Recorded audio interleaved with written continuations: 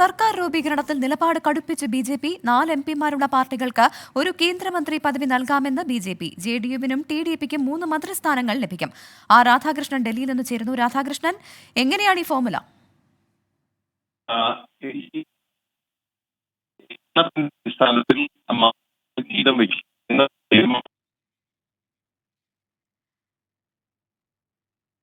സർക്കാർ രൂപീകരണത്തിൽ നിലപാട് കടുപ്പിച്ചിരിക്കുകയാണ് ബി.ജെ.പി. പ്രധാന മന്ത്രിസ്ഥാനങ്ങൾ മറ്റ് ഘടകകക്ഷികൾക്ക് വിട്ടു നൽകില്ല എന്നാണ് പുറത്തു വരുന്ന വിവരം.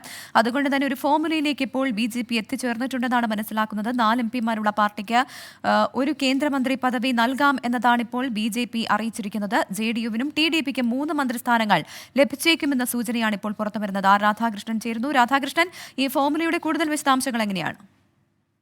4 അംഗങ്ങളുള്ള പാർട്ടിക്ക് ഒരു മന്ത്രി പദവി എന്ന ഒരു ഫോർമുലയാണ് ഇപ്പോൾ ബി.ജെ.പി. മുന്നോട്ട് വെച്ചിരിക്കുന്നത്. ആ ഫോർമുല അന്തിമമായിട്ട് അംഗീകരിച്ചിട്ടില്ല.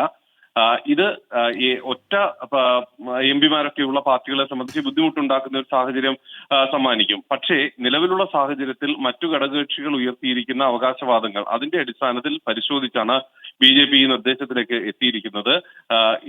അതിൽ ക്യാബിനറ്റ് മന്ത്രി അഥവാ സഹമന്ത്രി എന്നുള്ളത് സംബന്ധിച്ചിട്ടുള്ള കാര്യങ്ങൾ പിന്നീട് നിശ്ചയിക്കും.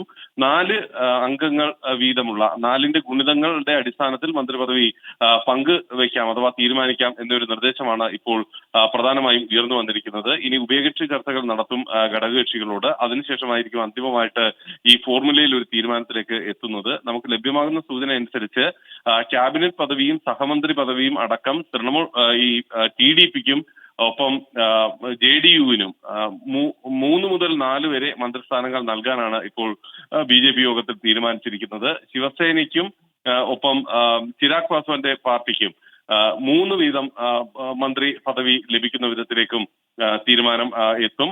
ഒപ്പം മറ്റ് ഉള്ള കക്ഷികൾക്ക് അവർക്ക് ഒരു മന്ത്രി പദവി എന്ന വിധത്തിലായിരിക്കും കാര്യങ്ങൾ പോകുന്നത്.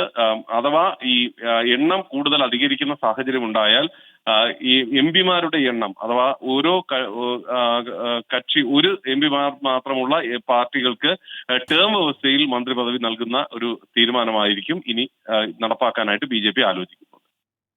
ശരി, എന്തായാലും അന്തിമ തീരുമാനം മറ്റ് ഘടകകക്ഷികളുമായി ചർച്ച ചെയ്ത ശേഷം അവരുടെ അഭിപ്രായം കൂടി ആരാഞ്ഞ ശേഷമാകും. രാധാകൃഷ്ണനാണ് ഡൽഹിയിൽ നിന്ന് വിവരങ്ങൾ നൽകിയത്. സർക്കാർ രൂപീകരണത്തിൽ 4 എംപിമാരുള്ള പാർട്ടികൾക്ക് ഒരു കേന്ദ്രമന്ത്രി പദവി നൽകാമെന്നതാണ് ഇപ്പോൾ ബി.ജെ.പിയുടെ വാഗ്ദാനം.